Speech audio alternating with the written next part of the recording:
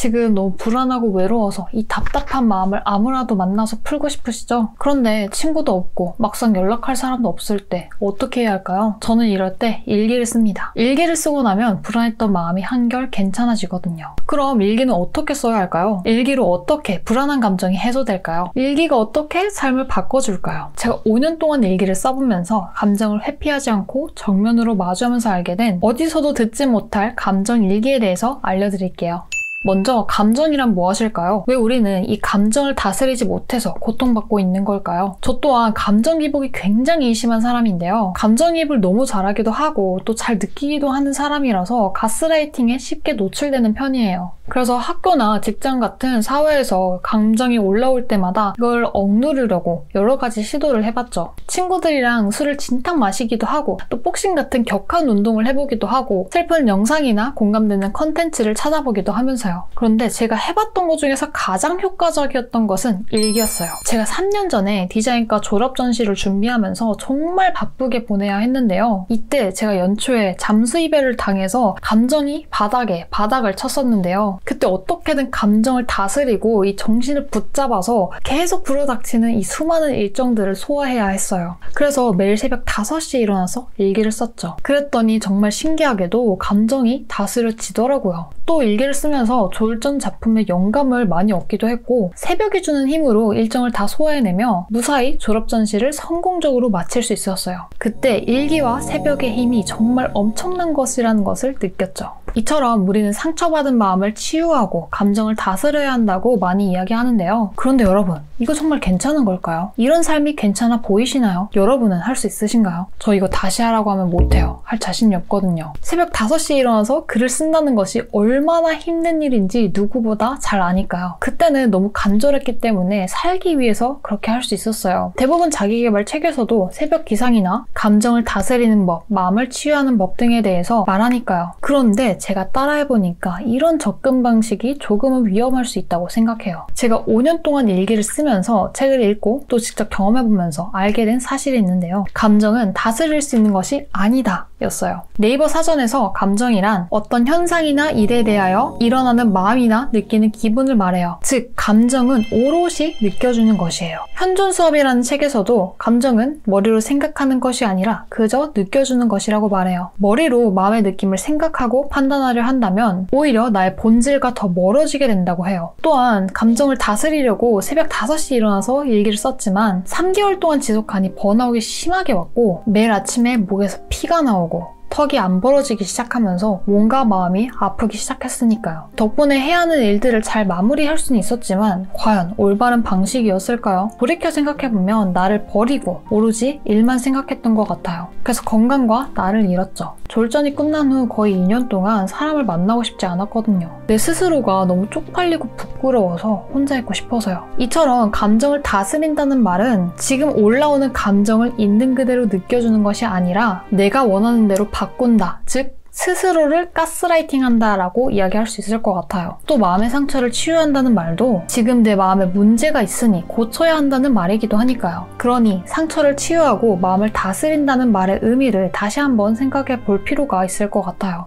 그렇다면 감정을 있는 그대로 느낀다는 것은 무슨 말일까요? 우리가 누군가를 만나거나 통화할 때 진심 어린 위로와 공감을 받으면 울기도 하고 그렇게 다 털어놓고 나면 마음이 한결 편해지잖아요. 이처럼 친구나 연인이 나에게 해주는 것처럼 내가 나에게 똑같이 해주는 거예요. 지금 올라오는 이 감정을 일기에 쓰면서 외로우면 외롭다고, 불안하면 불안하다고, 슬프면 슬프다고 내가 나를 공감해주고 위로해주는 거예요. 처음에는 혼자서 이러고 있는 게 어색하고 어려울 거예요. 그리고 어려운 게 너무 당연한 거고요. 우리는 살아가면서 감정을 느끼는 방법에 대해 한 번도 배워본 적이 없으니까요. 학교에선 가르쳐주지 않았고 우리 부모님도 잘 모르거든요. 오히려 감정을 억누르고 절제하라고 배워왔고 그래야만 인정받고 목표를 달성해서 내가 원하는 바를 달성할 수 있다고 가스라이팅 받아왔으니까요. 그래서 감정을 정면으로 마주한다는 게 성인이 되어서는 참 많은 용기와 에너지가 필요한 일이 되어버린 것 같아요. 감정을 드러냈을 때 오히려 사람들에게 무시당하고 경쟁에서 뒤처지고 이상한 사람이 되어버릴까봐 불안하거든요.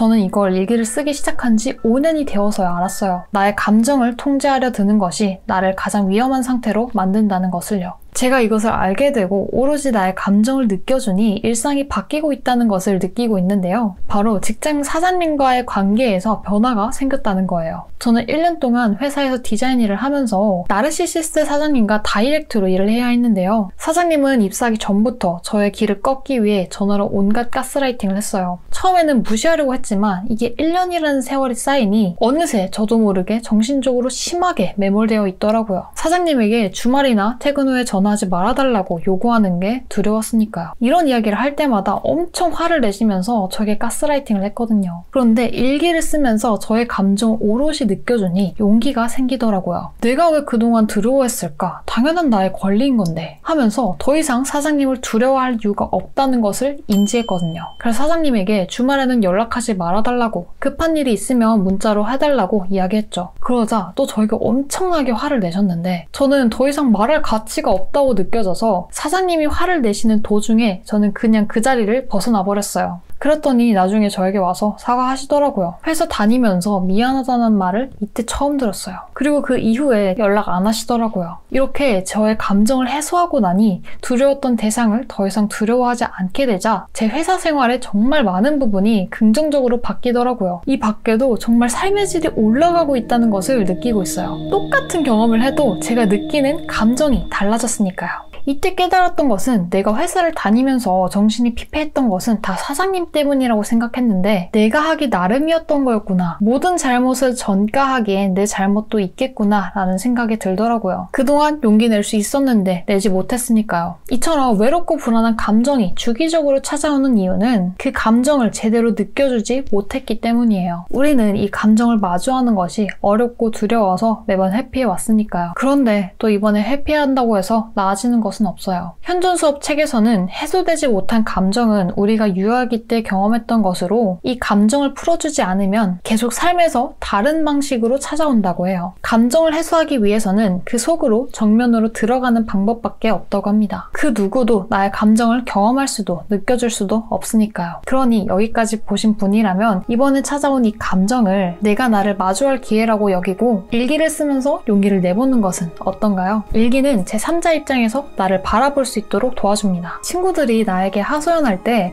제3자 입장에서 보다 보니 친구의 문제점과 해결책이 잘 보이잖아요. 이처럼 감정이 올라오는 상태에서 일기를 계속 써내려가다 보면 마음이 하는 이야기를 내가 아닌 제3자의 입장에서 객관적으로 볼 수 있게 됩니다. 그러니 마음이 너무 시끄럽고 괴롭다면 지금 떠오르는 생각을 친구에게 이야기하듯이 편해질 때까지 계속 적어보세요. 형식이나 방법 없이 그냥 떠오르는 대로 생각나는 대로 적어보세요. 욕을 해도 좋고요. 저주를 퍼부어도 좋아요. 그저 느끼는 대로 적어보세요. 그럼 시끄럽던 마음이 괜찮아지는 것을 느끼게 될 거예요. 다음 영상으로 감정일기를 쓰는 것이 어려운 사람들을 위해서 감정일기 가이드를 만들어 놓을게요. 나를 믿는 힘은 지나온 나의 기록에서부터 나옵니다. 그러니 저와 함께 같이 용기 내봐요. 제가 도와드릴게요. 화이팅!